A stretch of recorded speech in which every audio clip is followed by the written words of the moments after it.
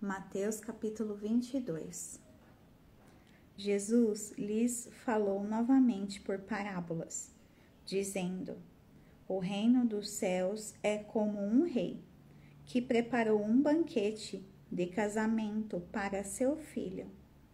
Enviou seus servos aos que tinham sido convidados para o banquete, dizendo-lhes que viessem. Mas eles não quiseram vir. De novo enviou outros servos e disse: Digam aos que foram convidados que preparei meu banquete.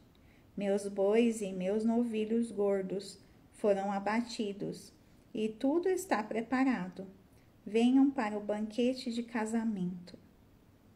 Mas eles não lhes deram atenção e saíram, um para o seu campo, outro para os seus negócios. Os restantes, agarrando os servos, maltrataram-nos e os mataram. O rei ficou irado e, enviando o seu exército, destruiu aqueles assassinos e queimou a cidade deles. Então disse a seus servos: O banquete de casamento está pronto, mas os meus convidados não eram dignos. Vão às esquinas e convidem para o banquete todos os que vocês encontrarem. Então, os servos saíram para as ruas e reuniram todas as pessoas que puderam encontrar, gente boa e gente má. E a sala do banquete de casamento ficou cheia de convidados. Mas quando o rei entrou para ver os convidados, notou ali um homem que não estava usando veste nupcial. Ele perguntou: Amigo, como você entrou aqui sem veste nupcial? O homem emudeceu. Então o rei disse aos que serviam: Amarrem-lhe as mãos e os pés e lancem-no para fora nas trevas. Ali haverá choro e ranger de dentes, pois muitos são chamados, mas poucos são escolhidos. Então os fariseus saíram e começaram a planejar um meio de enredá-lo em suas próprias palavras. Enviaram-lhe seus discípulos junto com os herodianos, que lhe disseram: Mestre, sabemos que és íntegro e que ensinas o caminho de Deus conforme a verdade. Tu não te deixas influenciar por ninguém, porque não te prendes à aparência dos homens. Dize-nos, pois, qual é a tua opinião? É certo pagar imposto a César ou não?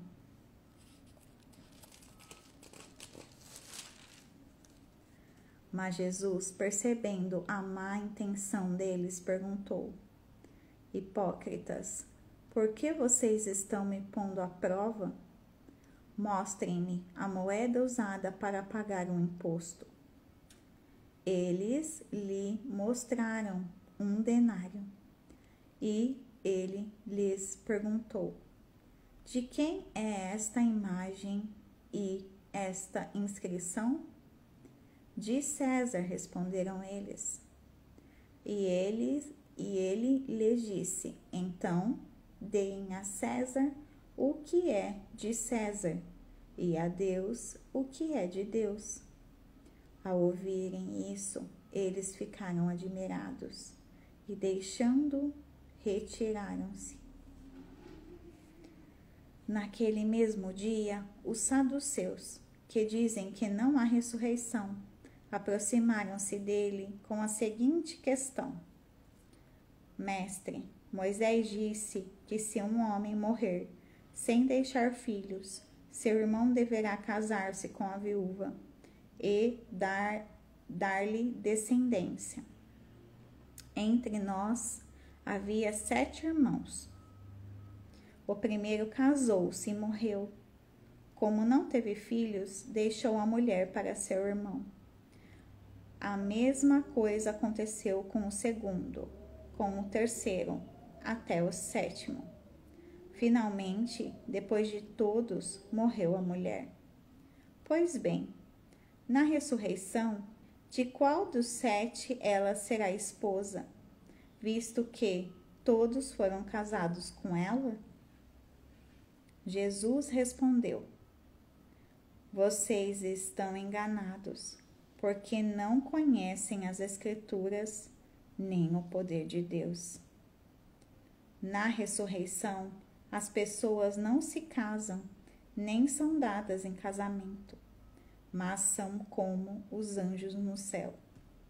E quanto à ressurreição dos mortos, vocês não leram o que Deus lhes disse? Eu sou o Deus de Abraão, o Deus de Isaque e o Deus de Jacó. Ele não é Deus de mortos, mas de vivos.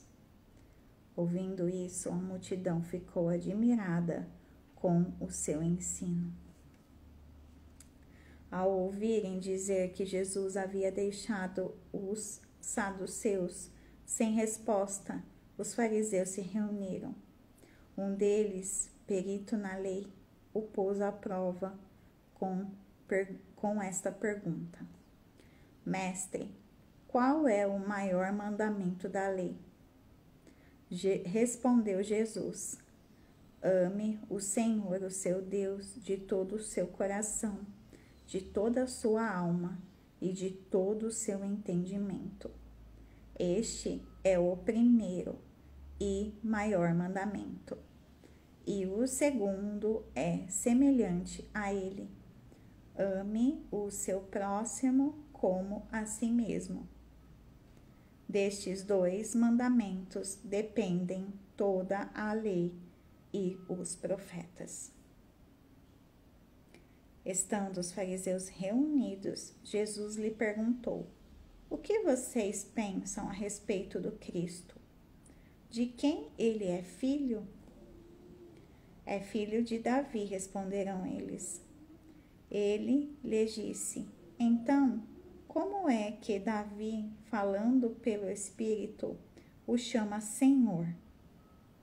Pois ele afirma: O Senhor disse ao meu Senhor: Senta-te à minha direita, até que eu ponha os teus inimigos debaixo de teus pés.